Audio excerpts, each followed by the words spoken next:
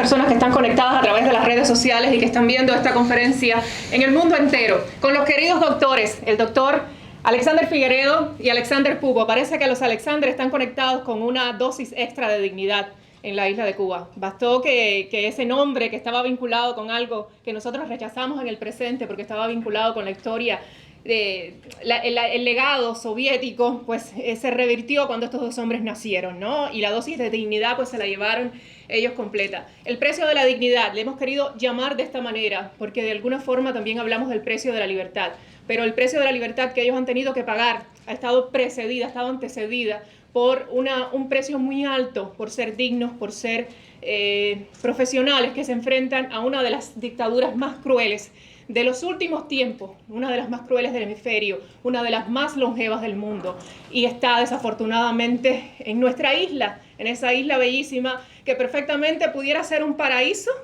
pero es un infierno en estos momentos, porque existe hace 63 años un Estado criminal, un Estado terrorista que no respeta los derechos de los cubanos.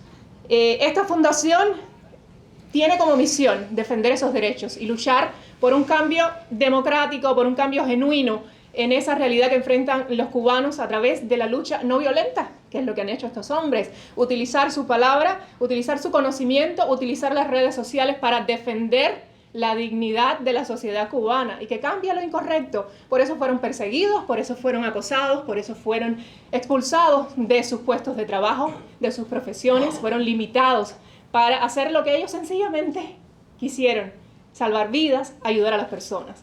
Entonces es algo que nos invita a todos, y sobre todo a la Fundación para los Derechos Humanos en Cuba, a luchar contra eso. Yo no quiero dilatar más esto. Los doctores van a hablar, van a responder las preguntas a la prensa que amablemente ha venido esta mañana. Muchas gracias por siempre estar apoyando a la Fundación para los Derechos Humanos en Cuba, pero quiero darle la bienvenida y agradecerle también que por supuesto nos apoye en todas nuestras actividades al hombre que fundó esta fundación hace varios años atrás, un hombre que también es fundador de la Fundación Nacional Cubano-Americana, junto a Jorge Mascanosa, y que tiene un historial de lucha tremendo, pero además un historial de lucha incansable, y que nos tiene a todos, señores, los que trabajamos aquí, sin dormir, 24/7, luchando por la libertad de Cuba. Tony Costa, que les quiere dar la bienvenida, unas palabras, por favor, si puede venir para acá. Sí, gracias. Bueno, se le fue la mano un poco, pero bueno, muchas gracias. Y nosotros estamos tremendamente emocionados y complacidos de tenerlos entre nosotros, y queremos darles la bienvenida. Sabemos lo que sufren los médicos cubanos cuando los mandan por todos los países a explotarlos y a someterlos a trabajo que podía ser calificado por muchas de las naciones internacionales como trabajo esclavo. Tal es así porque el gobierno cubano se queda con el 90% aproximadamente de lo que pagan los países. Así que para nosotros es un gran honor tenerlos aquí y es un gran placer para poder, con la presencia de ustedes y el trabajo que nosotros hacemos, seguir probando y demandando que se termine el tráfico humano por los médicos cubanos que han mantenido al gobierno cubano con más del 50% de sus entradas de moneda dura por muchos años. Es hora que eso pare. Los felicito por estar aquí, por estar con nosotros, y estamos para respaldarlos a ustedes y todos los demás que quedan en Cuba y todos los países del mundo. Bienvenido. Gracias. Esta es su casa. Gracias. Gracias. Juan Antonio, tú querías también darle la bienvenida, por favor.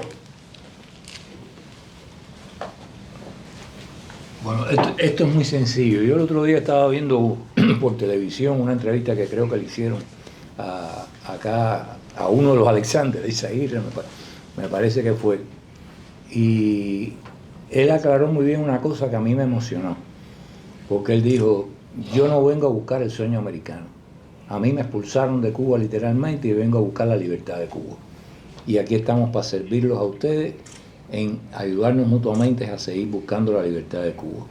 Esa es la razón de ser de este lugar, y no podemos decir que estamos contentos con que hayan tenido que abandonar Cuba, pero estamos contentos de que la dictadura fracasó, en que ustedes no murieran en la trayectoria, que es sumamente peligrosa, y la dictadura va a volver a fracasar, porque si creyó que le iba a poner fin a su lucha por la libertad, se van a dar cuenta de que aquí ustedes van a ser todavía más activos de lo que eran allá. Y están en tierra de libertad y están entre hermanos, y nosotros estamos aquí para ayudarlos a ustedes. Bienvenidos. Muchas gracias. Muchas gracias. Bueno, adelante, las preguntas, la prensa, lo que... Tú no vas a... ¿No?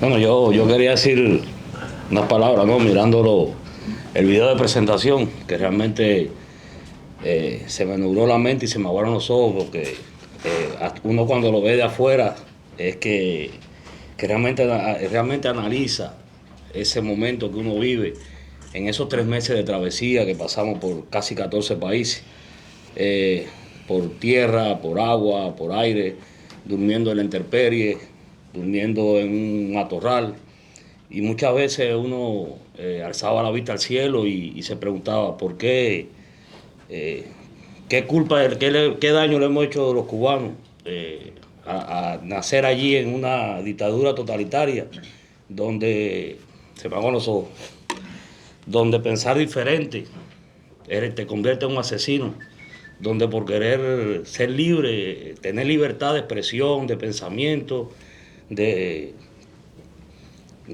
ver diferente las cosas, te convierte en un terrorista. Y entonces uno tenga que emigrar de esa patria porque hay gente inescrupulosa que se han hecho los dueños de nuestra isla y no permiten que nadie piense diferente. Y entonces yo me ponía a mirar al cielo y digo, ¿qué daño uno le ha hecho? Por querer vivir en una Cuba libre, en una Cuba donde pueda expresarme libremente. Y a veces me podía pensar, yo si muero aquí, en el medio de la nada, era preferible haber muerto en Cuba luchando contra la dictadura allí. Decía, bueno, me catalogaba en ese momento como un cobarde, ¿no? Por realmente haber tomado la decisión de emigrar. Y a lo mejor me hubiera quedado allí, hubiera muerto allí en Cuba o preso. Pero bueno, logré llegar a este país grande, noble, que le abre los brazos a todos los que quieren democracia y piden libertad. Y nada, es lo que me trajo de recuerdo esos videos que pusieron ahí inicialmente. Y bueno, estamos abiertos a cualquier pregunta, lo que quieran hacer. Doctor, usted me decía desde ayer que usted no venía buscando el sueño americano, sino huyendo de la pesadilla cubana. Exactamente. Y yo pensaba, ¿no? Viéndolo como recorrieron todo Centroamérica, México.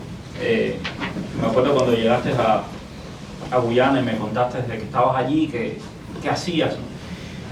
El gobierno de los Estados Unidos sigue teniendo los programas de refugio político cerrados por completo. Entonces, llegan miles de personas por la frontera, pero las personas que realmente son perseguidas, como ustedes, no tienen ninguna posibilidad de obtener un visado, de obtener un tipo de ayuda.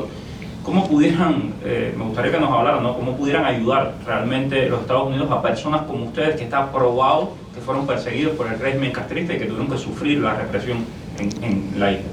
Exactamente, muchas veces me hice esa pregunta estando en Guyana, donde está habilitada una embajada de Estados Unidos y que no existe la posibilidad de acercarse a cualquier embajada de cualquier país, por lo menos los que estamos siendo reprimidos, los que estamos siendo perseguidos. No existe, llamé a varias amistades, o sea, que tengan relación directa con la política, preguntarles, me dijeron, no hay forma, tienes que llegar a los Estados Unidos para entonces presentar. Digo, pero y si en el medio del camino me matan, me asesinan, me hostigan, o sea, porque hay países que todos sabemos que son aliados de la dictadura. Y entonces esa misma dictadura tiene los tentáculos y te mandan a perseguir, te mandan a secuestrar, a hacer cualquier cosa. Y entonces me parece buena esa pregunta para preguntarle a la comunidad, o en este caso aquí a los políticos de este gran país, por qué no se toman medidas o se abre algún proyecto para que beneficie, por lo menos a los que se sabe que tenemos secuelas de esa represión de la dictadura. Porque como mismo estaba llegando, le hice el comentario a usted el otro día en una entrevista, como mismo está entrando por la frontera los que estamos siendo reprimidos, están entrando también los represores a este noble país. están entrando una cantidad de represores porque en el transcurso del camino lo vimos. Muchos que venían emigrando hacia acá, venían defendiendo aún esa dictadura. ¿Y pues, por qué no te regresas allá y vives? Y entonces venían, buscando una libertad, una supuesta libertad, pero es que esa es la misión de la dictadura, diseminar sus células cancerígenas, lo veo desde el punto de vista médico, por todos los países para hacer metástasis de ese cáncer terminal que es la dictadura en Cuba. Entonces, el gobierno de Estados Unidos en estos momentos le abre la puerta a todo el mundo. Con su noble corazón le abre los brazos a todo el mundo sin saber quién es el represor y quién es el reprimido. Y entra todo el mundo con parol, entra todo el mundo con un beneficio realmente que el que realmente ha sido reprimido, ha sido secuestrado, ha sido encarcelado, ha sido hostigado en Cuba, tiene que tener, pienso yo, beneficio propio porque de lo que ha pasado de secuela en esa dictadura. Bueno, desde mi punto de vista, yo creo que un país democrático y libre no debe tener ningún tipo de concesión con la dictadura. Tener concesiones con la dictadura implica la posibilidad de que las dictaduras se cuelen en las democracias y terminen por destruirla, como está ocurriendo en Colombia, como ha ocurrido en Chile, como ocurrió en Argentina en su momento, como ha ocurrido en tantos países del mundo que al parecer su vista es tan corta que no notan que el comunismo se está esparciendo mediante el uso de ONG, de grupos de izquierda que realmente no benefician en nada a la sociedad ni la van a hacer evolucionar, más bien lo llevan a la involución, a la pérdida de valor.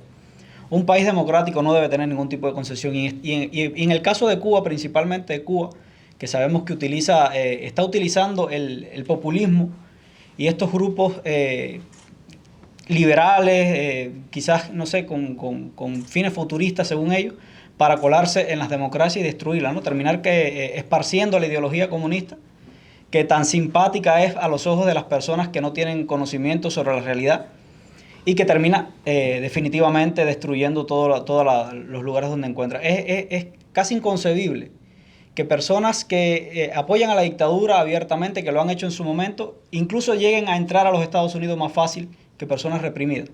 Yo se lo decía a Figueredo, nosotros que hemos sido medianamente visibles a nivel internacional, que las personas han podido ver en muchos países del mundo la represión a la que fuimos sometidos, las cosas que nos hicieron, nos ha sido mucho más difícil de poder acceder a cualquier tipo de ayuda, a cualquier tipo quizás de facilidad, ¿no? para entrar a los Estados Unidos, que incluso represores del régimen. Los represores del régimen han entrado fácilmente, incluso algunos hasta con visa han llegado a los Estados Unidos.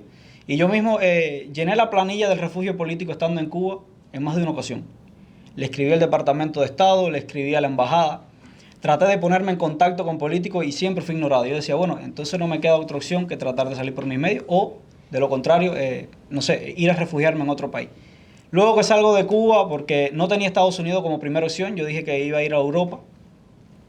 Me di cuenta, dije, bueno, obviamente en el continente no estamos seguros. Yo se lo decía a Figueredo, podemos quedarnos ya en cualquier país, no necesariamente tendríamos que llegar a los Estados Unidos, pero estando dentro del continente nos dimos cuenta que la dictadura está en casi todos los países del continente.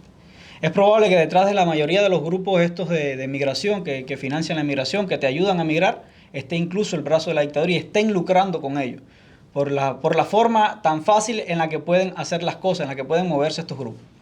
Y entonces yo creo que deberían crear un mecanismo para que por lo menos las personas que no tienen otra opción que emigrar por cuestiones políticas reales, por lo menos tengan una manera más fácil de hacerlo sin correr tantos riesgos como el que corrimos nosotros, que corríamos peligro de que nos asaltaran. A mí mismo me robaron el celular en Colombia. Teníamos miedo incluso a veces de discutir con las personas que nos estaban trasladando, porque decía, bueno, y si nos están tratando de localizar en el continente y nos encuentran, aquí pueden hacer cualquier cosa con nosotros sin que se sepa ni siquiera qué ocurrió con nosotros. Teníamos que mantener los celulares prácticamente sin los servicios de ubicación. Para salir en directo teníamos que buscar la forma de que no saliera ningún tipo de edificación que delatara nuestra ubicación. Casi siempre publicábamos ya cuando habíamos salido del lugar en el que nos realizábamos la foto o hacíamos el video, precisamente por todo este miedo y además porque sabíamos que nos estaban tratando de localizar, porque a mi casa fueron tratando de convencer a mi familia para que le diera la ubicación a nosotros dentro del continente. Y yo creo que estas cosas el gobierno de Estados Unidos debería tenerlas en consideración a la hora de ofrecerle servicio a las personas, a los opositores, a los disidentes cubanos, que no les ha quedado otra opción que mirar. Porque el que se quiere quedar o echar adentro, eso es honorable. Honorable, yo hubiera querido quedarme a seguir en Cuba, luchando desde adentro, pero realmente me veía imposibilitado a realizar cualquier tipo de profesión, a ejercer cualquier tipo de labor, porque definitivamente te cierran todas las puertas y no solamente te las cierran, sino que impiden que otras personas puedan abrirte. Y creo que sí, que se deberían tomar medidas primero para evitar que represores, que obviamente ofenden la moral de los cubanos libres, que ofenden los principios de las democracias, puedan entrar fácilmente a los Estados Unidos, y entonces se deberían, por el contrario, crear mecanismos que faciliten a las personas que sí buscan la libertad, que sí defienden las democracias, poder entonces establecerse, entrar a este país, establecerse en él y, bueno, por supuesto, poder seguir la lucha, porque yo creo que el objetivo no ha terminado, no se ha cumplido. Yo se lo decía el otro día a un periodista, yo no sé perder. Y para mí, hasta que Cuba no sea libre, no haber ganado. Y como no sé perder, la lucha se continúa, así la tenga que continuar solo, así tenga que un día conseguir que aprueben una ley que nos permita a los cubanos poder retornar a nuestro país y quitárselos a ellos tal y como ellos nos los quitaron a nosotros, a la fuerza. Ustedes dentro de Cuba estuvieron, Alexis Fuentes de Telemundo 51, estuvieron dentro de un sector que el régimen siempre presenta como uno de sus grandes logros cuando sabemos que la realidad es muy diferente. Y desde dentro se atrevieron a contar, a exponerle al mundo esa realidad. ¿Cómo fue esa experiencia, no? Para quienes no conozcan su historia del activismo en Cuba, ¿qué significa ser en estos momentos un médico cubano dentro de la isla? A ver, voy a hablar yo primero porque bueno, tengo un poquito más de experiencia que él en el tema de misiones y de pasar por allá por... ser médico en Cuba en estos momentos es ser un esclavo de bata blanca. Esa es la palabra. Porque todos los médicos están conscientes, están claros de la situación que está pasando y a lo que nos someten a hacer dentro de Cuba y en las misiones médicas. Entonces, ya una vez que los médicos son conscientes y que están claros de que trabajamos en condiciones del inframundo, prácticamente por así decirlo, brindamos una atención al paciente que no es acorde con la atención que merece un paciente, porque brindamos una atención a veces sin iluminación, con pésimas condiciones de trabajo, sin medicina, sin recursos médicos. Y entonces ya el médico, al ver esa situación, y no por lo menos, no digo que haga la denuncia, no hacer la denuncia pública, pero hacer una denuncia a nivel de su centro de trabajo, de pedir condiciones de trabajo, por lo menos para una mejor atención a ese paciente, que es lo único que uno exige, ya se está volviendo cómplice de esa situación y al final es, como uno dice, la soga rompe por el lado más débil y cuando pasa una muerte, cuando pasa algo, por supuesto, es el médico el que tiene que asumir esa responsabilidad porque ya entró en un local de trabajo, por ejemplo, en una guardia médica, en una institución donde las condiciones no eran favorables para una buena atención al paciente, el paciente fallece y tiene que asumir esa culpa. Entonces, hoy por hoy, los médicos que no asuman esa responsabilidad por ese juramento hipocrático que uno jura, y no un juramento del PCC, ni una ideología, un juramento a ser revolucionario, porque uno no se gradúa de político, uno se gradúa de médico.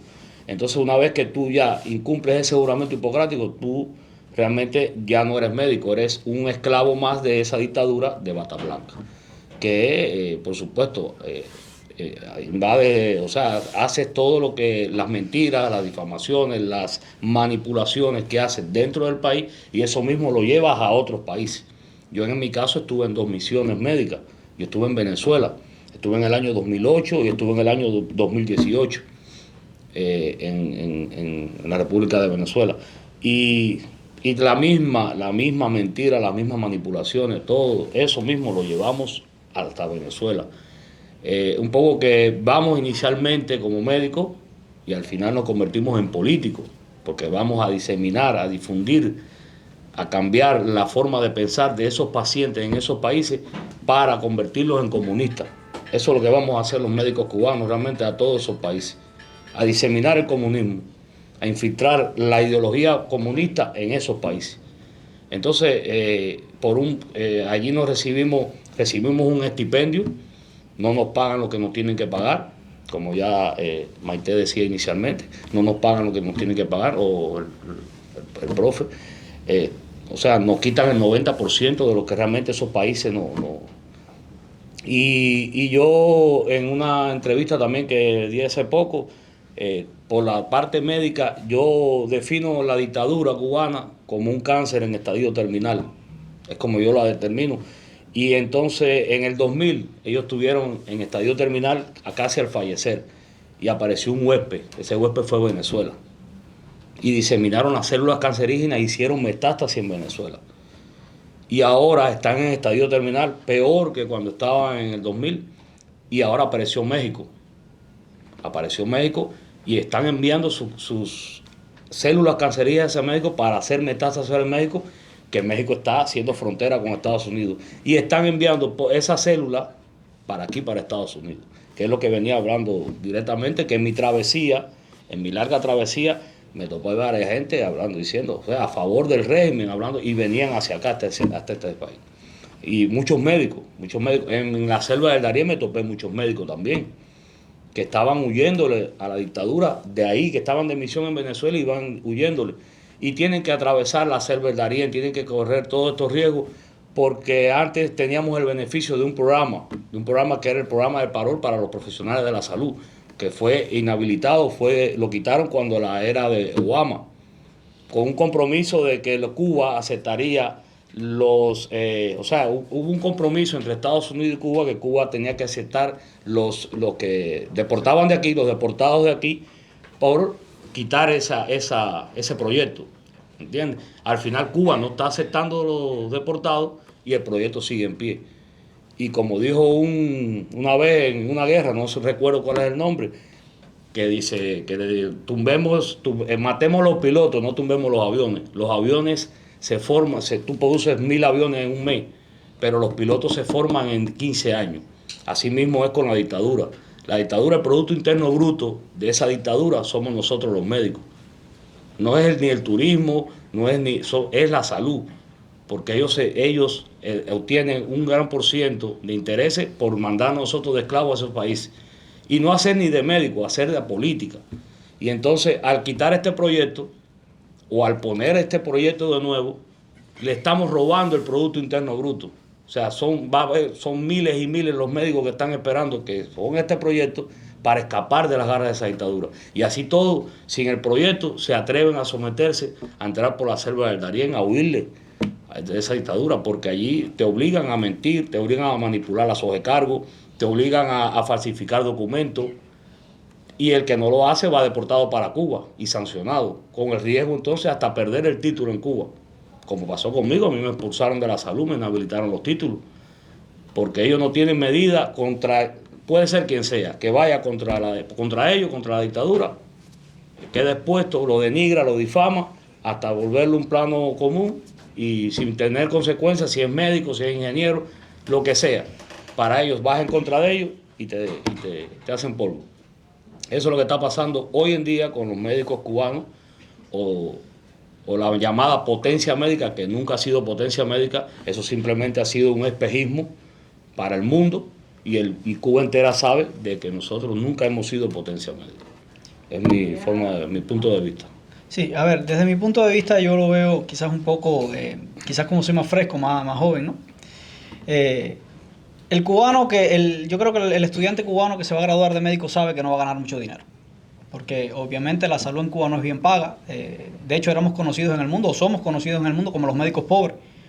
O sea que cuando uno se va a graduar como médico, uno tiene en su cerebro dos objetivos principales. Está el que se gradúa realmente porque le gusta ejercer la salud, porque le gusta salvar vidas, y está el otro que lo ve como un trampolín para poder escapar de la isla, que es este caso de los médicos que van a las misiones médicas. Porque en la gran mayoría de los médicos que van a misión van porque no le queda otro remedio para poder prosperar, para poder comprarse las cosas que no puede comprarse con el salario como médico. Entonces, hay muchos médicos que salen de misión y chocan con quizás con esta paradoja, ¿no? De que llegan pensando que van a ejercer la salud, que van a ir a dar salud a ese país, que van a ir a salvar vidas incluso fuera de su país, lo cual no está mal. Para mí no está mal. Las misiones médicas, si fueran realmente altruistas, si fueran realmente solidarias, si no tuvieran escondido otro objetivo, ¿no? Quizás si fueran algo bueno.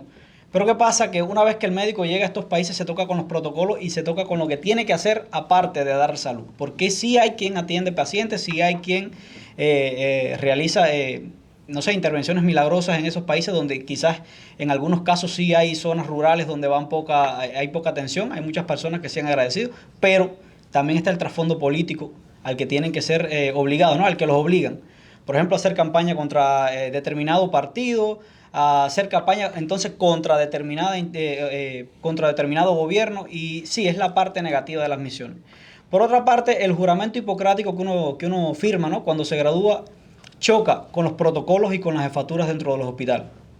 El médico cubano lo primero que tiene que hacer cuando llega a la consulta es darse cuenta, ¿no? Lo primero que uno hace es darse cuenta que no tiene los recursos necesarios para poder brindar una salud de calidad, que va a tener que cumplir con protocolos que quizás no son los más adecuados para atender a un paciente, para poder hacer bien su trabajo, y que entonces va a tener que callarse ante todas estas cosas para poder conservar su título y su trabajo, y para no tener los problemas que tuvimos, por ejemplo, el doctor Figueredo y yo, por decir abiertamente la realidad, porque nosotros no mentimos. Incluso por ahí han dado la entrevista, el análisis que a mí me hicieron cuando me fueron a expulsar, que yo tuve la oportunidad de grabarlo con un celular escondido, donde él admite que todo lo que yo estoy diciendo es verdad, pero que la verdad no se puede decir abiertamente, porque nosotros en nuestra condición de médico teníamos que esconderla. Entonces yo le decía, bueno, ¿cómo yo voy a esconderle a mi paciente que no hay medicamentos si cuando él salga de mi consulta se va a topar con la realidad cuando llega a la farmacia y no hay medicamento? Da igual que se lo diga o que no se lo diga, él lo va a encontrar. Entonces yo, para protegerme como médico y para que él no se sienta mal como paciente, lo menos que yo puedo hacer es decirle la realidad. Mira, este es el tratamiento que usted necesita, pero no se lo va a encontrar en la farmacia. Entonces esa es la parte negativa del sistema de salud pública cubana. Realmente potencia nunca fuimos. Al día de hoy, luego que cae el internet, uno se da cuenta que estuvimos por muchos años engañados, que realmente no solamente nosotros, sino hay países en el mundo, hay organizaciones en el mundo que aún con la internet, aún viendo la realidad, porque la realidad de Cuba está en todas las redes sociales, hoy en día es muy fácil saber lo que ocurre dentro de cualquier hospital de Cuba, solo basta con entrar y hacer una simple búsqueda en internet. Aún así siguen creyendo que Cuba es una potencia médica, que Cuba es ese país altruista que hace misiones solidarias y que no tienen realmente un mecanismo de esclavitud moderno bien diseñado para esclavizar a nuestros colegas, a nuestros profesionales, sin que realmente una organización del mundo decida ponerle fin a esto de una vez y por todas, porque sería muy fácil sancionar a los países que contraten estas misiones. Sería muy fácil sancionarlo, sería muy fácil catalogarlo como también esclavista, porque si culpa tiene el que manda al esclavo, también tiene culpa el que lo recibe. Y creo que sería algo muy importante poder ponerle fin de una vez a la esclavitud médica, tanto dentro como fuera de la isla. Liliana Simón Cubaní, ustedes ya han hablado de los peligros y de todo lo que ha significado atravesar por más de 3 meses Centroamérica, básicamente para llegar aquí. Pero yo quería saber, en el plano personal, emigrar no es fácil, nunca lo es ni de joven ni de más edad. Entonces, ¿qué ha significado para ustedes abandonar su país, abandonar su profesión sin saber qué les depara aquí el futuro y abandonar su familia también? Bueno, yo no abandoné mi país. Yo no lo abandoné. Mi país yo lo traje conmigo, lo traje en el corazón. A mí me sacaron de mi país. A mí me expulsaron de mi país. Tampoco abandoné mi profesión. La profesión nunca se abandona. Yo la traigo conmigo, la traigo aquí. Y ellos me expulsaron de allá. Me expulsaron simplemente para reprimirme severamente por los momentos históricos que se están viviendo. Eso dice mi medida, mi sanción, por lo que me expulsaron de la salud y me inhabilitaron mis títulos. Y bueno, la travesía, lo que sí quedó, una parte de mí se murió en la selva del Darién, de ver tanto allí muertes, niños perdidos, mujeres ahogadas. Y como dije al inicio, cuando me acostaba en la medio de la nada, miraba al cielo y pensaba qué daño hemos hecho nosotros. O sea, yo nunca hubiera querido salir de mi país. Hubiera sido preferible, como dije. O sea, yo me valoraba como un cobarde en ese momento, porque yo hubiera preferido morir allí que morir aquí en el medio de la nada. Y realmente, y nunca fue idea mía venir hacia los Estados Unidos, pero no es es el país de la libertad, realmente. Yo decidí en un momento determinado, valoré quedarme en Brasil, porque domino el portugués. Pero es que allí entonces en Brasil, mañana sale Lula. ¿Y qué me iba a hacer yo en Brasil? Salir huyendo de Brasil. Podía irme para Chile, pero en Chile salió un comunista. Podía irme para quedarme en Colombia, salió Petro. Entonces, el único país que realmente salga quien salga, estén los demócratas, estén los republicanos, que se respetan las leyes y hay una verdadera libertad, que aunque sí todo voy a correr riesgo, porque yo repito, lo que están trayendo para acá de represores es la mamacita que vienen por ahí en camino. Aunque voy a correr riesgo a lo mejor el día de mañana, pero el único país que se respetan las leyes, que hay una verdadera democracia, que hay libertad, es Estados Unidos. O sea, es el país que uno, por lo general, pero si hubiera sido por mí, me hubiera quedado en el mismo Guyana. Pero que corremos el riesgo de que en esos países pueden entrar fácilmente los tentáculos de ese cáncer, hacer metástasis, y entonces ser uno de los más perseguidos ahí en ese mismo país, como lo hemos sido por 1 o 2 años allá en Cuba.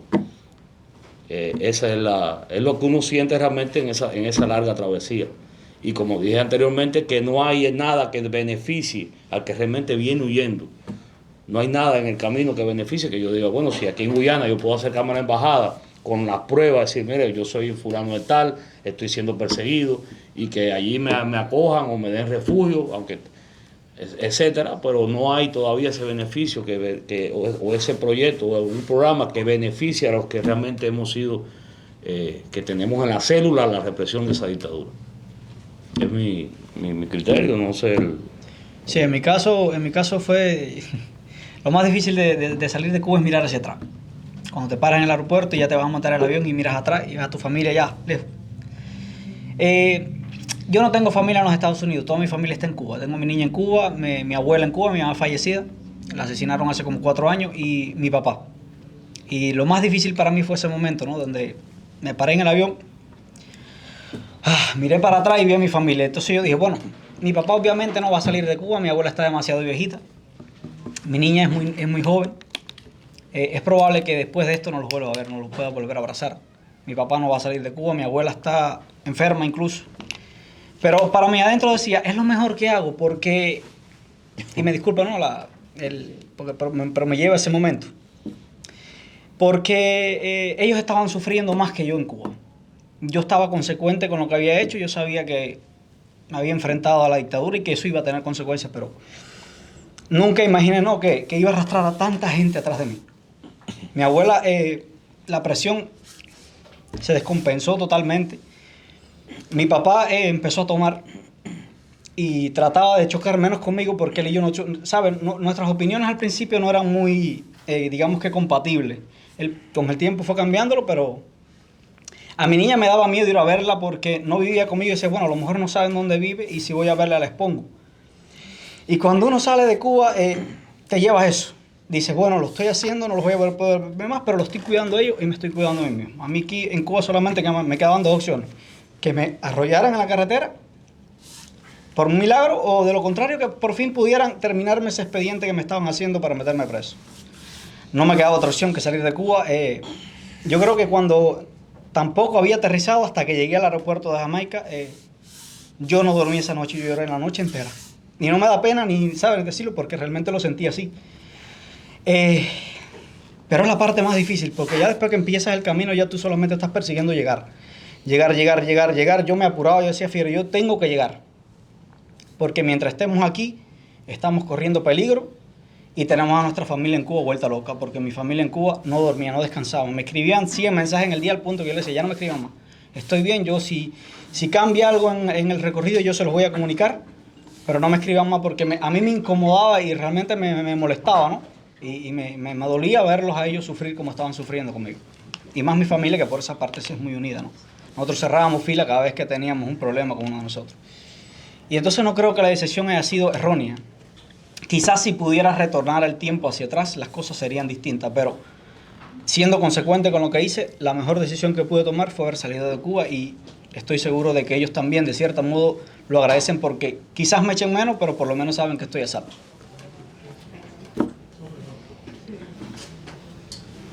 Si nos pueden dar algunas declaraciones sobre la situación actual del sistema sanitario cubano. Hemos visto el régimen trata de ocultar todo el tiempo que hay muertes por el dengue, que la situación se sale de control. Háblenos un poquito de cómo vieron el sistema sanitario antes de ir. Bueno, la situación realmente está paupérrima, por así decirlo, por decir una palabra. porque ya hace 3 meses que salimos y estoy seguro que todos los meses es peor, porque así sucedía ya. La manipulación de las estadísticas en Cuba no es de ahora, no es del COVID, no es de ahora del dengue, ha sido toda la vida. Realmente, desde que yo tengo uso de razón, yo tengo 15 años de médico, siempre hemos tenido que mentir en las hojas de cargo cuando respecto a alguna pandemia o una epidemia se trata. En años anteriores con el dengue ha sido igual. Cada vez que había un brote de dengue, nosotros no podíamos poner en la hoja de cargo síndromes febriles ni específicos, ni petequia, nada que se asociara con el dengue para que no hubiera ese escándalo a nivel mundial, porque ellos se cuidan mucho de la opinión mundial. A la interna no importa. Bueno, en un momento importaba, ya ahora realmente no importa porque ya ellos están, que el único mecanismo que le queda es la represión. Eso estamos claros. Y entonces, con la situación del dengue, que ha ido empeorando esta enfermedad. Yo el año pasado hice una directa que lo venía anunciando, que después del COVID iban a incrementarse todas estas enfermedades tropicales, por supuesto, aparte porque veía las condiciones higiénico-sanitarias de los pueblos, de los locales, de los hospitales, policlínicos, consultorios, de todo lo que tiene que ver con salud.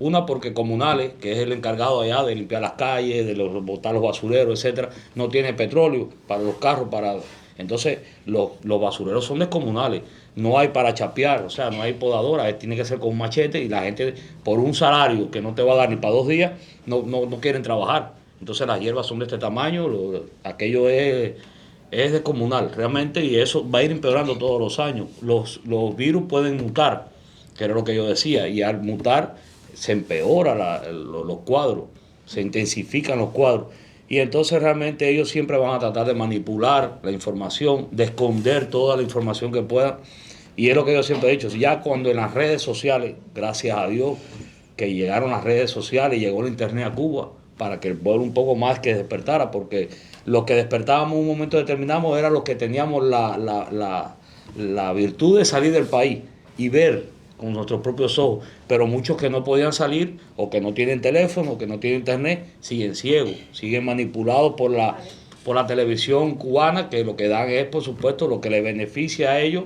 decir para tenerte adoctrinado.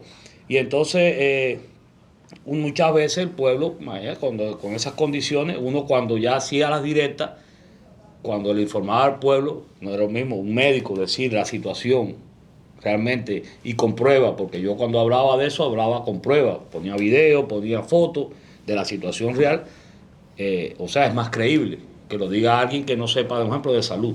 Y por eso es que se ensañaron más con uno, en este caso. Pero la situación realmente hoy en día está como cuando el COVID, que se pidió una intervención humanitaria, porque si cuando aquello, más de hace un año, estaba mal, hoy realmente está peor, hoy está paupérrimo, realmente la situación, porque ha ido empeorando. Se dio la situación de que, por hablar del embargo económico, de que el embargo que prohíbe, dificulta la entrada de medicamentos y alimentos a Cuba, y sin embargo ellos se vieron aquí con la soga al cuello y abrieron las embajadas para que todo el mundo entrara a la medicina y los alimentos que quisieran, la cantidad que quisieran. Entonces, ¿cuál es el embargo? O sea, el bloqueo lo tienen ellos internos, que no quiere que penetre nada para allá adentro. Y lo pusieron hasta por un tiempo determinado, en vez de abrir completo, bueno, vamos a entrar cualquier... no, porque a ellos no les importa el pueblo realmente. Y cuando en las redes sociales salen 10 casos de muerte por dengue, es porque realmente hay 100 o más.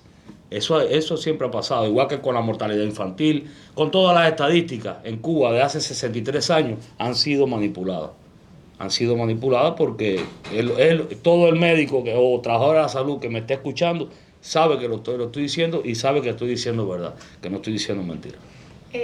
Les quería dejar saber también, y le ofrezco disculpas, que está con nosotros la esposa del doctor Figueredo, Gretchen Rodríguez, que es asistente dental y también ha sufrido todo lo que conocemos en cuanto al sistema de salud y las condiciones pésimas que existen en Cuba, por las que ellos están aquí, por haberlas criticado. Pero también tengo en línea al doctor Manuel Guerra, que al igual que los doctores, tuvo que salir de Cuba debido a lo mismo, a la represión, al acoso, después de denunciar lo que estaba pasando con el sistema de salud, y obviamente fue obligado por esa dictadura a salir de la isla. Lo tengo online, porque desafortunadamente no se encuentra con nosotros aquí en Miami, pero doctor, es un gusto saludarte, y aquellos que quieran conversar con él, igualmente las palabras del doctor Manuel van a estar en los canales de Cubanet, en Facebook, en YouTube, y también de la Fundación para los Derechos Humanos en Cuba, y los pueden tomar desde ahí. Así que los que quieran hacerle preguntas al doctor Manuel, igualmente, Manuel, adelante, lo que les quieras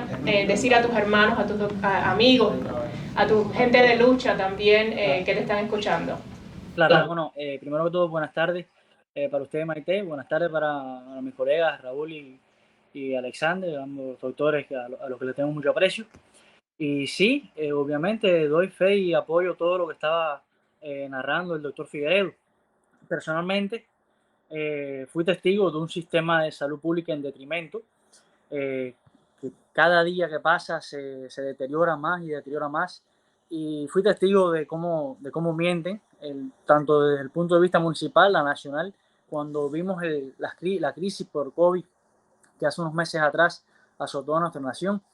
Personalmente me tomé la tarea en el hospital donde yo trabajaba, el Hospital Municipal Nicodemus Regalado León, un hospital que radica en el municipio de Buenaventura, uno de los municipios de la provincia de Holguín, y comencé a notar a partir del día 5 de agosto, tengo de hecho en el teléfono que traje de Cuba, tengo el registro todavía de más o menos unas 2 semanas, todo el parte del doctor Durán, el parte que daban en los medios oficialistas, y en esa semana, en la semana del 5 al 12 de agosto, no se reportó ningún fallecido en el municipio de Buenaventura. Hubieron 5 fallecidos en 7 días y no se había reportado ninguno, apenas eran 2 o 3 en la provincia de Holguín, y en esa semana solamente en el municipio hubieron 5. Y bueno, eso es un ejemplo ínfimo. Imagínense un municipio que apenas tiene cavidad por unas cuantas miles de personas. Me imagino a nivel nacional cómo debe haber estado todo. Sin contar la escasez de insumos, de medicamentos. Con respecto a lo que decía también el doctor Figueredo, recuerdo que fue precisamente el día 13 de julio del año 2021 cuando el primer ministro Manuel Marrero, en comparecencia nacional, en una directiva que tendría con el presidente designado Miguel Díaz Bermúdez, dijo que permitirían hasta el día 10 de diciembre la entrada de medicamentos, de alimentos y de insumos de aseo personal. Es decir, que supuestamente en una nación embargada, estas cosas que son elementales, estos elementos que son fundamentales, indispensables para el desarrollo social como ser humano, necesitamos medicina, necesitamos alimentos, necesitamos insumos que no tenemos porque el país no lo produce, pues esto estaba bloqueado. Y no por un embargo extranjero, que nada, era por el propio gobierno, la propia dictadura militar cubana, era quien tenía restringido la entrada de estos elementos tan indispensables para el uso cotidiano. Y pues nada, cualquier pregunta que quieran hacer, aquí estamos.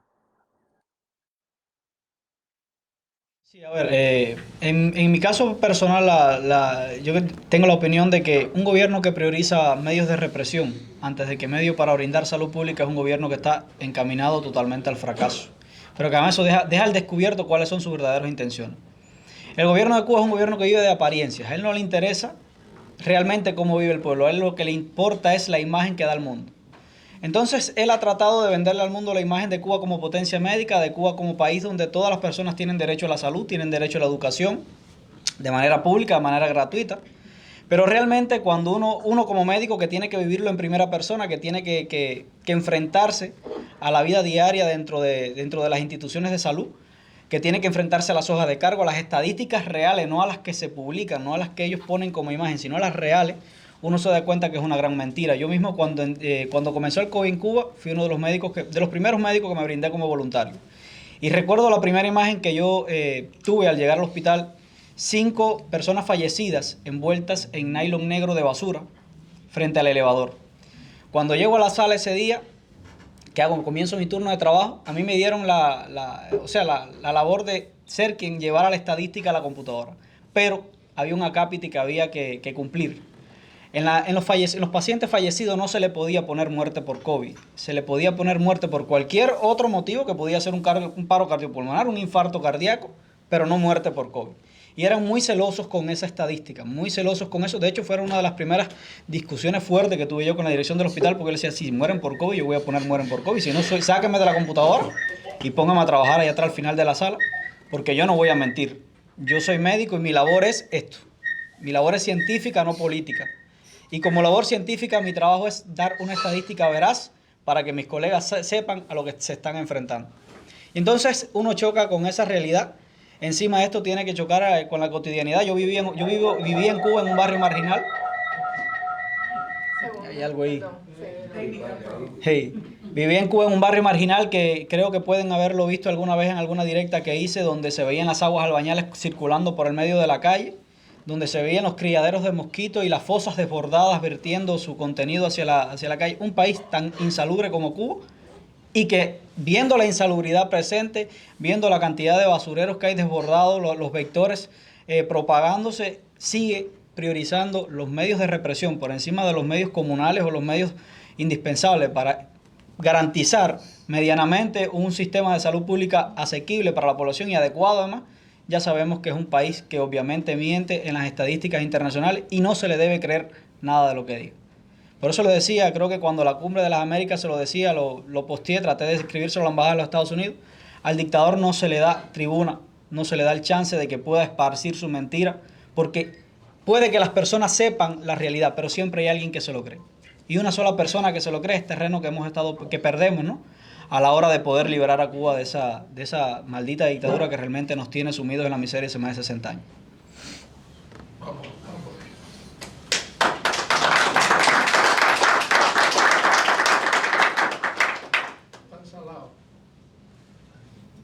¿Alguna pregunta para el doctor Guerra?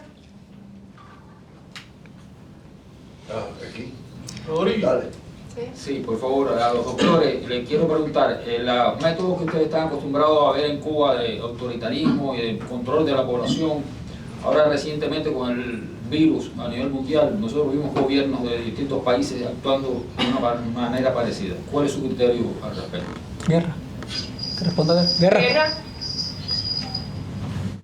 Perdón, no escuché la última parte de la pregunta.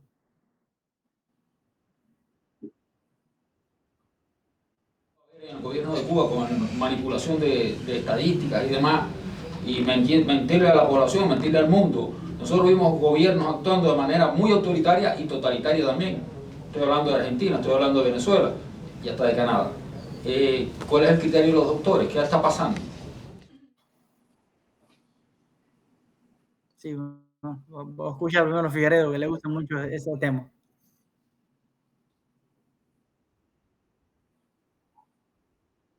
Estadística aparte, como había dicho primeramente, me habla del gobierno de Venezuela.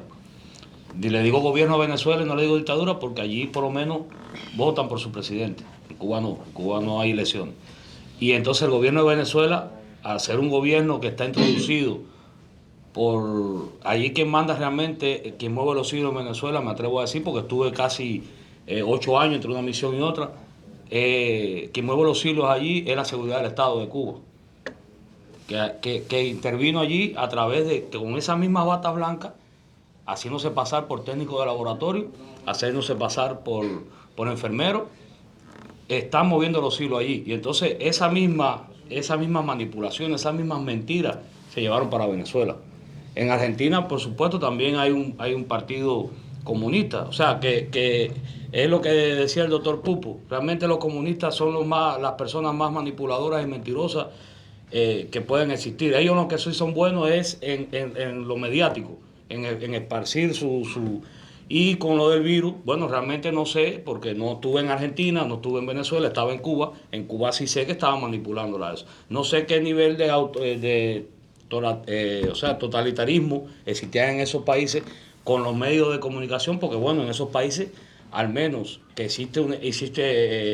está una izquierda en la presidencia, pero existen los medios de prensa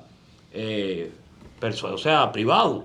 En Cuba no existe medio de prensa privado, en Cuba es la televisión, la radio, todo es de la dictadura. Todo está en manos de la dictadura y manipulado por la dictadura. Sin embargo, en esos países todavía existe una oposición, existen los medios de prensa independientes que pueden contrarrestar un poco también y llevar la realidad al pueblo de lo que está manipulando en ese momento en ese gobierno, como en este caso, bueno, que está diciendo Canadá, Argentina, que tomaron medidas parecidas a las de Cuba. Pero realmente Cuba, al ser una isla, no tener fronteras, sus fronteras son marítimas, realmente trabajó mal inicialmente, porque si ya sabía lo que se venía, cómo le va a abrir la frontera a seguir entrando el turismo, y entonces se complicó como tenía que complicarse y no había, primeramente que había oxígeno para 1 año o 2 años, cuando realmente a los meses colapsó el oxígeno y cuántas miles y miles de personas murieron en Cuba por falta de oxígeno. Entonces esto es manipular. En otros países, en Argentina, en otros países no se vio esta por déficit de oxígeno, pues, que pudieron haber cometer algunas negligencias por parte, aparte que esta pandemia nos cogió de sorpresa a todos. Muchos médicos inicialmente no sabían ni qué hacer frente a este virus. Y entonces realmente, pero por lo que es manipular y mentir, en Cuba está todo distribuido para hacerlo, pero en otros países por lo menos que hay prensa independiente y que hay oposición, realmente no tiene por qué pasar. Creo yo, en mi punto de vista, aparte que yo no soy tan político, yo hablo desde el punto de vista de lo que me ha pasado en persona como médico y de lo que me ha pasado como persona, o sea, y viviendo en Cuba, porque realmente no he estado en otros países y no he visto En el país que sí puedo argumentar es Cuba y Venezuela. Ahí en esos 2 países yo sí puedo decir cómo se maneja todo internamente, cómo manipulan todo y cuáles son las mentiras que lleva la dictadura en esos 2 países.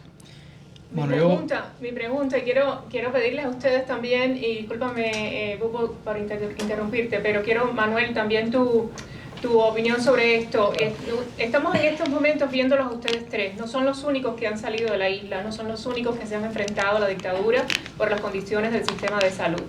Pudiéramos estar bien, y fuimos testigos, ¿no? Cuando el COVID, cómo se unieron un grupo de médicos de Holguín, de diferentes lugares del país, para denunciar esto a través de las redes sociales. Pudiéramos estar en presencia muy cerca, porque ahora estamos con el dengue, estamos hablando de la influenza, hay Zika en varios lugares del país, una situación bastante crítica de salud de la que el gobierno está queriendo ocultar, pero que ustedes, los médicos, saben que es real y que tienen que enfrentar.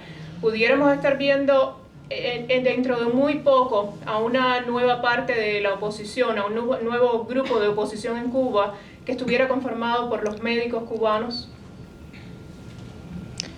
Sí, pudiera ser. Es probable que la propia situación de sindemia, que es como se le define cuando un país presenta más de 2 epidemias confluyendo al mismo tiempo, o sea, que coinciden en el tiempo, es probable que esto obligue a los médicos a salir al paso, ¿no? Al gobierno, tal y como lo hicieron cuando el ministro el ministro Manuel Marrero culpaba a los médicos en aquel momento de la situación de la pandemia en Cuba, que un grupo de médicos holguineros de 2 hospitales, primero creo que fue el Hospital Clínico Quirúrgico de Holguín y luego fue el Hospital Lenin, porque hubieron dos momentos en los que los médicos respondieron, decidieron salirle al paso. Pero es muy difícil también porque ellos me lo decían a mí en persona, me decían, mira Ale, es muy difícil que nosotros podamos salir y denunciar por lo que te pasó a ti personalmente. Yo me decía, nosotros tenemos miedo de nosotros también perder nuestro trabajo. Incluso algunos me decían, yo sí voy a hablar, pero cuando termine la especialidad. O sea, ellos estaban esperando a terminar la especialidad para hablar, porque tal y como la pregunta que le hacía, ¿no? Para un poco que unir las 2 preguntas. En Cuba el médico es libre hasta que se toca con los protocolos, hasta que choca con la seguridad del Estado.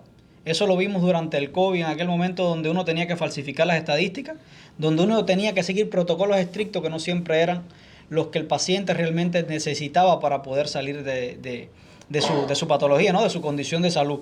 Y entonces eso te elimina como tal el juramento hipocrático, porque el juramento hipocrático te obliga a respetar la autonomía del paciente, te obliga a realizar una labor científica y sobre todo a no dañar.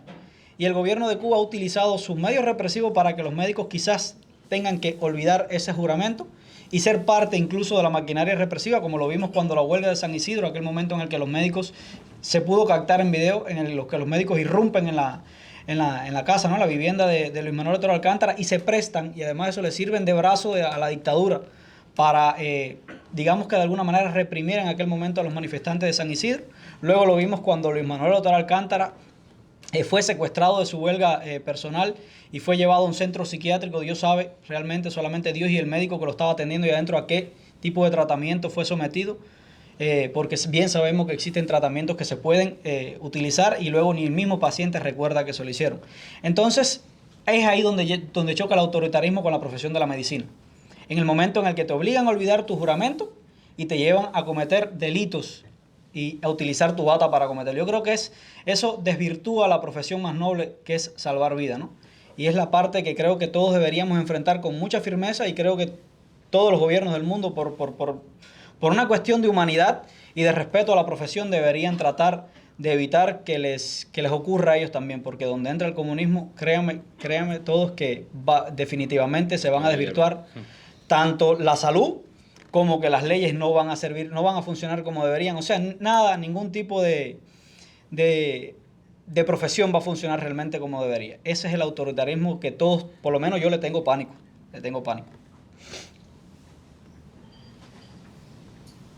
¿Hubo ¿Una idea? ¿Algo más? ¿Se escucha? Sí. ¿Puede? Ya. Nada, con respecto ahorita a la pregunta que le hacía, bueno, que le dejé el plano libre al doctor Figueredo, pues él estuvo en Venezuela, él sabe cómo funciona la seguridad del Estado allá y lo vivió en carne propia. Yo creo que se abordó lo suficiente con respecto al tema. Y con respecto a la suya, lo que usted decía de que si puede salir otra oleada de médicos así a hacerle frente al régimen, yo digo que sí, porque obviamente en Cuba hay dignidad, todavía hay muchos médicos que tienen dignidad, pero también hay que reconocer, si alguien, alguna entidad terrorista o lo que sea, pero que hay que reconocer su ardua labor es a la seguridad del Estado, porque ellos son los que mantienen en pie ese régimen, porque al otro día, no fue ni a la semana ni a los 15, no fue al otro día de haber realizado el video con el CAN, la Comisión Médica de Apoyo en las Calles o algo así, una organización que surgió a raíz del 11 de julio, vimos cómo citaron a todos los médicos un domingo y los llevaron para el anfiteatro del Hospital Provincial Vladimir Ilich Lenin. Ahí los sitiaron a todos, los conglomeraron allí, a estudiantes de medicina para la facultad, a todos los médicos con sus respectivos jefes de servicio. Y ahí, bueno, eso fue un alón de orejas generalizado en ese hospital. Ahí toda la bata blanca se vistió de verde olivo ese día y los hicieron un llamado a la conciencia, a la revolución, los hicieron tirarse fotos. Eso no fue que ellos quisieron, no fue que los hicieron tirarse fotos con los directivos de la Unión de Jóvenes Comunistas, con los directivos del partido, y todo fue un monte. Quería incluso que los muchachos se retractaran y dijeran que estaban confundidos, qué sé yo, lo que en ese grupo, ese colectivo, que no son de ese grupo no somos los únicos que hemos salido del país, hay otros que también han tenido que salir del país, pues ese grupo no claudicó, se mantuvo firme. Y gracias a eso fue que no vimos fue sin querer, o ese video excusándose como querían hacerlo los directivos de la seguridad del Estado. Y con respecto a otro tema, que son los pilares básicos de la ética médica, que son la beneficencia, la no malevolencia, la autonomía y la justicia, pues siempre que un médico sea cómplice del régimen autoritario y totalitario que rige en el país, siempre va a estar violando esos principios de la ética médica. No es justo que, como se vio en la protesta del 11 de julio, y hablo muy personalmente porque tuve un vecino que sufrió una contusión, le dieron una contusión en el área del frontal, le propiciaron una herida cortante de más o menos 5 centímetros, terminó convulsionando en el hospital clínico quirúrgico, porque el día 12 de julio, una de las turbas castrofascistas que movilizaron vestidas de civil con sus palos en la mano, encontraron, estos muchachos sí se dirigían hacia el centro, y es verdad que estaban buscando la manifestación, lo hacían ¿con qué arma? Con un teléfono y una convicción que no le cabía en el pecho, buscando lo mismo que habíamos vivido un día anterior, el día 11 de julio, lo buscaban ese 12 de julio, pero sin violencia, sin un cartel, sin un petardo, sin más armas que su teléfono y su convicción. Pues se enfrentaron a una turba castrofascista de estas personas que movilizaron vestidas de civil, y en un enfrentamiento terminaron esposándolos, conduciéndolos en una patrulla, hasta la unidad, hacia la primera, creo que es Martínez López, Raulito, el anillo, ¿no? Es como le dicen a la primera, el anillo. Y ahí le dieron una tunda buena a Bastón, que terminó en el clínico quirúrgico, y el médico que tuvo que hacerle el certificado de lesiones hizo de ciego sordomudo, pasó con ficha. Y esto es una clara violación de la ética médica, porque no fue justo, no hubo beneficencia a ese paciente, y solamente por el oficial de la PNR, como él me hace el cuento, me recrea la situación que vivió este vecino mío. Me dice que el oficial nada más miró al médico y todo fue un paripé. Este tipo de actuaciones es la que debemos evitar, Cuando todos los médicos, de forma generalizada, como lo hicimos ese día, que los médicos del CAN, y usted, doctor Raúl, y yo hicimos ese video, y luego hubo una réplica en todos los doctores del clínico quirúrgico, pues cuando logremos eso de forma generalizada, yo creo que sería la dictadura, porque no hay régimen que aguante al ejército de batas blancas virado en su contra.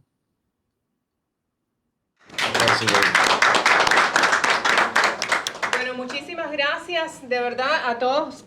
¿Alguna otra pregunta que tengan? Gretchen está haciendo... ¿qué querías hacer? Haz la reseña de lo que te pasó en Venezuela cuando el escrito que hiciste cuando el COVID. Bueno, no, eso es... No, yo hice un escrito en Venezuela, hice un escrito, un post. Cuando eso yo no hacía mucho post, yo simplemente me hacía mi trabajo, que era el de atender pacientes ahí. Pero empezó la pandemia en Cuba, empezó a introducirse cuando Cuba abrió las puertas, como yo digo, de los turistas en plena pandemia mundial.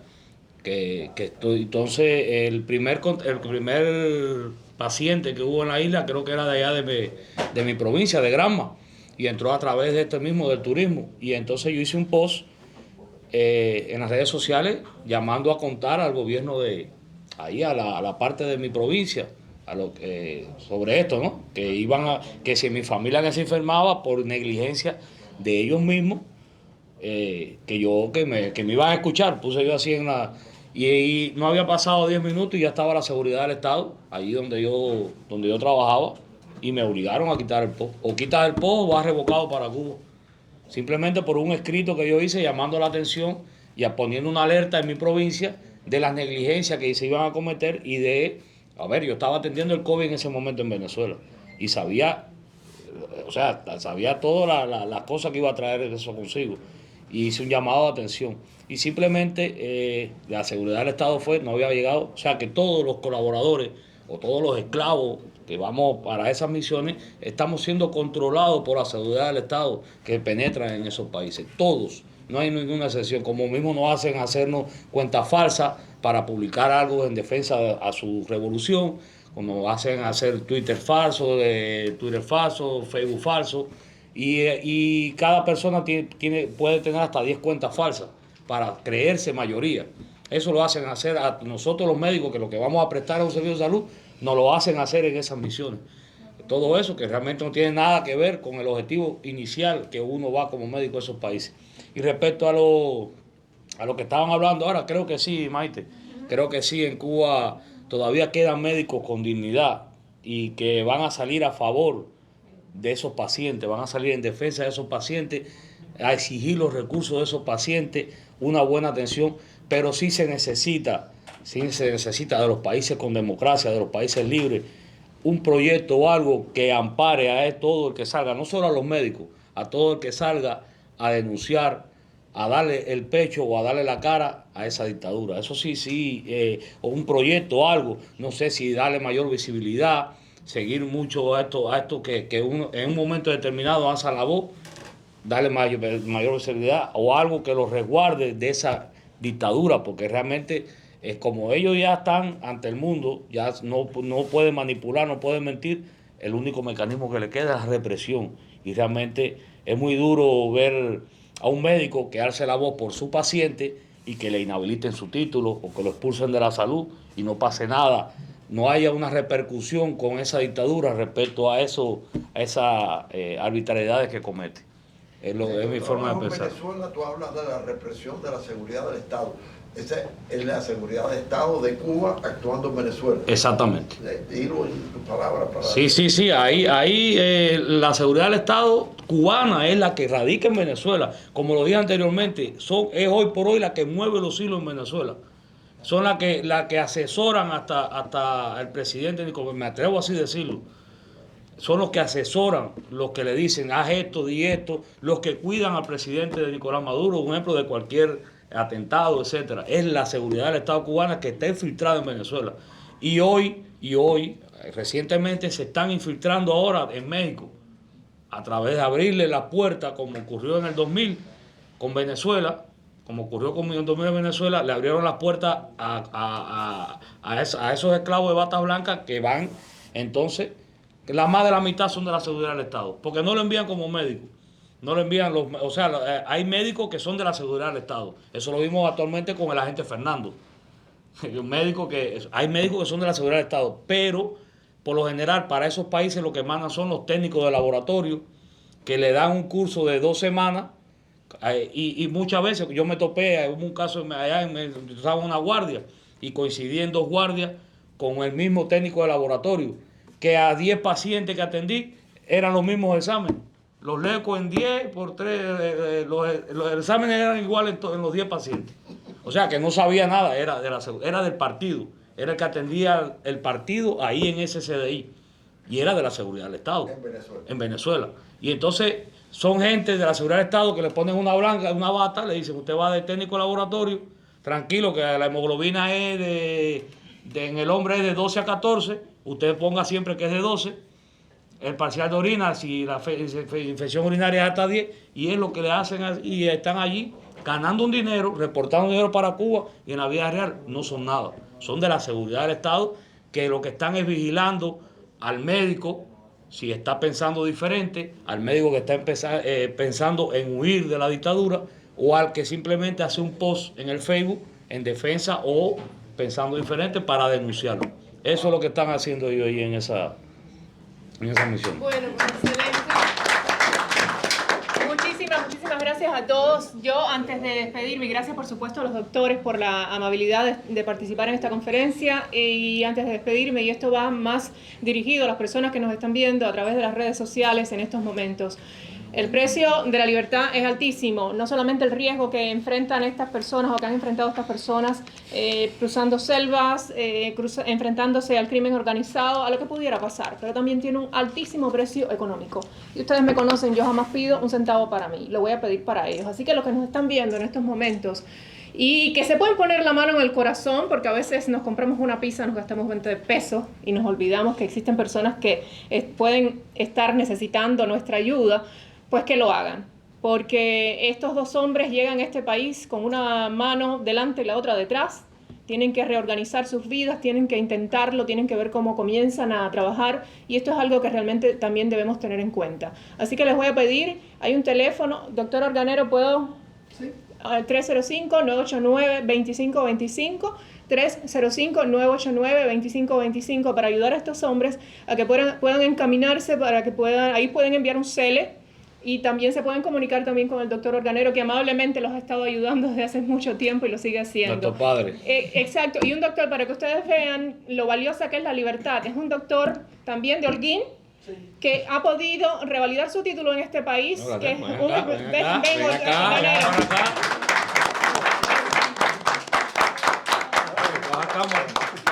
revalidó el título aquí en los Estados Unidos, una persona joven.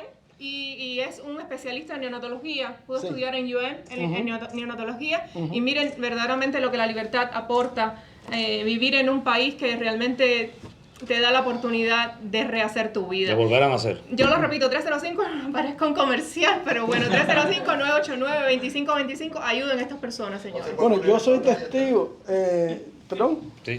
Sí, lo puedo poner en pantalla, sí. Ajá. Yo soy testigo de que en realidad ellos salieron huyendo de la dictadura más que buscando el sueño americano, porque Figueredo, cuando me llamó, me dice que se iba para Guinea Ecuatorial. O sea, que iba, y él veía aquello como algo grande porque iba a ganar $1,000 al mes como médico especialista. Y yo le dije, oye, piénsalo bien. Entonces me decían, bueno, es que nosotros no tenemos familia que nos ayude. Y yo poco a poco me fui comprometiendo, primero lo saqué a él, después poco a poco fueron hasta que al final logramos salir con los 4 porque, o sea, ayudándolos. Ellos se hicieron el camino, pero yo les iba mandando el dinero y finalmente terminamos ganando una cifra que difícilmente ellos puedan pagar. Muchas personas ayudaron también, y aquí aprovecho para darle a todo aquel que nos ayudó, que nos apoyó, que rezó, el que no tenía condiciones, que rezó por nosotros, darle ahora aquí las gracias y realmente eternamente agradecido. Exactamente. Y también, bueno, Manuel Guerra, él sabe, bueno, Manuel Guerra y yo nos conocemos desde allá desde Holguín, desde la carrera. Y agradecerle a él, a Figueredo Organero, a Maite, a Greta Barbán y a todas las personas aquellas que no, si me pongo a mencionar nombres no voy a terminar. Primero por convencerme de que tenía que salir de Cuba a salvar mi vida, porque realmente ahí estaba corriendo peligro y estuve reacio casi hasta el último momento en salir de Cuba. Y segundo, bueno, porque gracias a esas personas, yo que prácticamente ni dónde vivir tenía en Cuba, bueno, pude salir de Cuba y llegar acá hasta los Estados Unidos y salvar mi vida y darle un poco más tranquilidad a mi familia. Bueno, seguimos en la lucha, señores. Libertad para Cuba, patria y vida. Patria y vida, libertad.